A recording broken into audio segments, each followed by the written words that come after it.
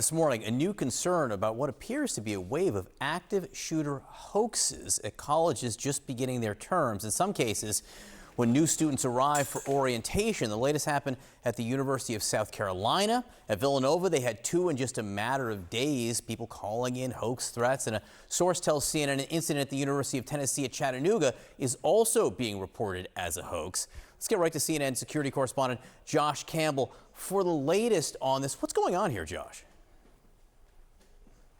Yeah, John, a sad reality in this country is that back to school can mean back to school shootings. And now we're seeing this other type of sinister crime, so-called swatting, where someone calls in to authorities reporting some type of violent incident in progress, that prompting a massive police response. We've seen this in numerous incidents, this current wave last week in Chattanooga, at the University of Tennessee. Authorities were dispatched after being told that a man with an AR-15 had opened fire. A few hours later, at Villanova University, just outside Philadelphia, the same thing. This causing widespread panic, people fleeing, people injured at times. You can imagine just the chaos. Take a listen here to the local district attorney there outside of Pennsylvania speaking right after that incident.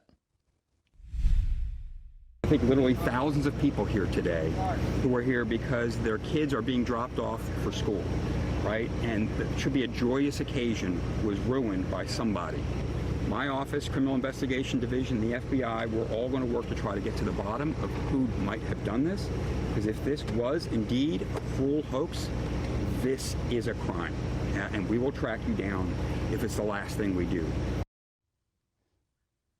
Now, authorities take this so seriously because even if no one is shot, again, there could still be injuries. We've also seen in the past at least one man was killed when police responded to an incident. You can imagine the stress hormones coursing through an officer's body as they're rushing to a scene, not knowing if a threat is around the corner. And so, again, although these are fake hoax threats, they can often be very dangerous. Hey, Josh, since we've been on with you, police in West Virginia say that a hoax was called into the University of West Virginia. They determined it to be a hoax. It was a call saying there was an active shooter there.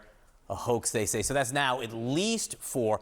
I know kids who've been showing up to school for their freshman year where this has happened. You talk about the effect on police. I can tell you the effect on students. It has been chilling. And one of the issues here is that there's like this new sophistication sometimes with the way these calls are working. What's going on? Yeah, that's right. I mean, there were at least 6 of these that happened yesterday alone. So this is certainly something that's proliferating. As far as why these are so hard to investigate, because of the sophistication. Oftentimes, these callers are using voice over internet to make these calls from overseas oftentimes. Now, authorities have tried to identify some key indicators, including if someone is making the call to a non-emergency line, for example, instead of calling 911, because those voice over internet calls often can't actually dial the 911 system. That could be a red flag. If there's only one person calling in an active shooter threat, that a potential red flag. We know in this era, so many people flood 911 whenever a real incident happens. And then lastly, authorities have seen in so many of these incidents, sometimes the tone of voice of the person calling doesn't actually match the urgency of the moment.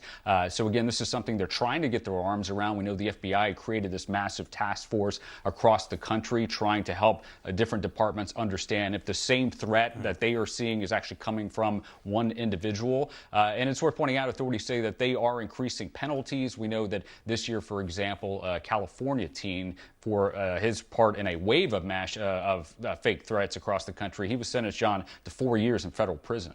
Well, it is an awful trend. Josh Campbell, thank you so much for filling us in on the very latest.